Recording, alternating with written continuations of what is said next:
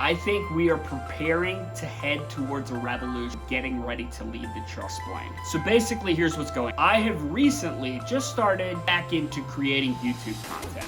And as part of getting back into creating YouTube content, I've uncovered a fraud worth millions of dollars from its biggest and largest creator. And it's not just one of them, it's multiple. And they've done it in ways that are incredibly manipulative. And not only that, but YouTube in particular is even aiding and abetting them, and I have proof. I recently created a video that exposed the Mrbeast first comment fraud of $10,000 giveaway. In that last video that I created, I had a 62% click-through rate. Despite having a 62% click-through rate, it only received 38,000 views in the span of less than 15 minutes. And yet, for some reason, YouTube decided in the algorithm that a video with 62% engagement rate needed to be taken down off the platform. Let's not promote it anymore. This is where I need your help. Why is a video with its 62% click-through rate getting shut down on the platform? And it dawned on me, that's the issue and what's been going on with all these other creators. So this is actually multi-layered. The more that I've done research, Andrew Tate is actually the real reason why this is coming to light. And let me explain. Andrew Tate recently got taken off of both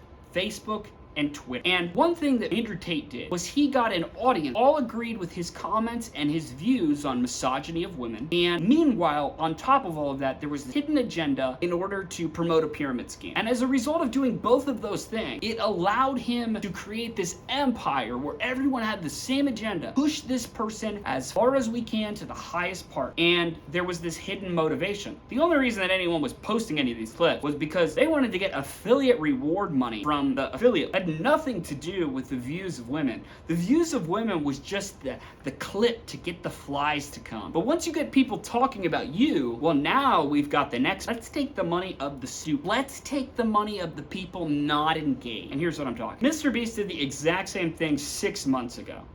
And the only reason I even uncovered this was because I was using Mrbeast as a role model. I've always looked up to this guy. This is a guy that I thought, in a way, it showed me that if you persevere enough, you can make it to the top. Well, what I uncovered, one of the things he did recently, alienated his audience, a campaign called Feastivals. In this campaign, he had a chocolate bar that he was giving away golden tickets. He had everyone go and buy pre-order. When he initially shipped out these chocolate bars, none of them contained a golden ticket. Not a single manufactured chocolate bar contained a ticket. The only tickets that ended up getting released, so in order to submit the code, you had to input a ridiculous amount of information. Phone number, name, address, you name everything about it. And then afterward, after collecting all this information, the only prizes that he gave away in all of those coupon codes was for more merchandise and for more coupons off product. None of the big prizes that he had promoted were given away from any of these chocolates. There was one person in particular that spent $30,000 on these chocolates. He got a phone call from Mrbeast himself. I think you guys even can fathom how ridiculous this is.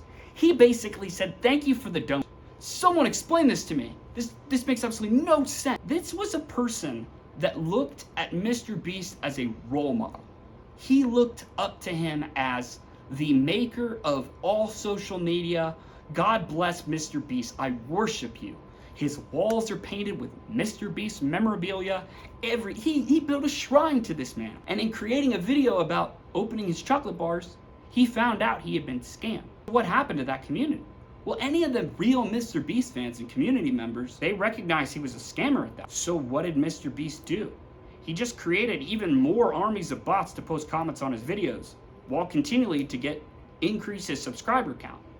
Now, thing that I find very fascinating, when Mrbeast hit 100 million subscribers, Aiden Ross was streaming, watching live. During that live stream of the reaction, he's on the phone with a friend. He mutes the conversation. And in muting the conversation, he's asking them, is this real?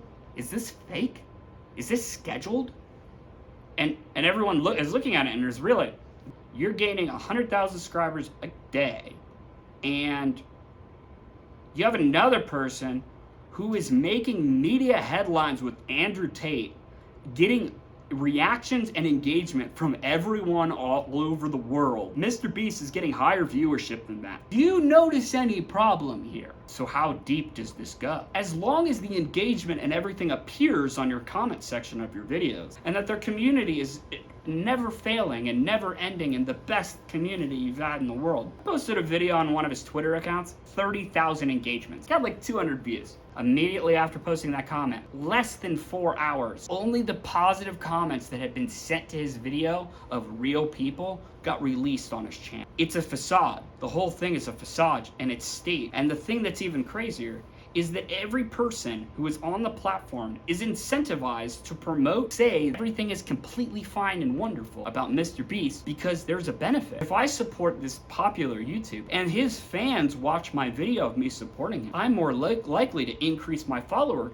and my subscriber count, right? Makes sense. That's why everyone's always positively talking about these. And it goes even deeper. There's this unspoken rule among content creators that you only work with people on your caliber. And what do I mean by that? Your caliber. Well, if you're at a certain ratio of followers and influence, you're in a specific status of influence. Explain to me why someone at 100 million subscribers is working with someone like Ludwig at 3.4 million subscribers. And it got me thinking. I think Ludwig's community is actually more active than Mrbeast community. Mrbeast community just got absolutely swindled. Millions of dollars stolen from chocolate bars with no prizes given out. Ludwig's community is going strong. He's grown over the last 2 years exponentially and all the engagement's real. And so why not bring him onto the channel? Let's go. And in the last video that they posted this plane crash, which was probably cost them millions of dollars. Where did that money come from? Big giveaways of chocolate bars and viewership for people who are trying to win these giveaways. Go on Twitter. Look at the comments from real people engaging with Nastya. Every single one of them are asking for, every single one of them are hoping that this savior might save, and it's a facade. The only people that are engaging with this content want money. None of his real audience and viewership has been alienated because they've been scammed multiple times. And now we are at a point in time where his subscriber count is botted and all his engagement is fake. And Ludwig has a more active subscriber. I make a video with a 62% click rate. You'll get shut down. I need your help. In order for this to actually blow up and actually get exposed, largest creators, how is this still going on?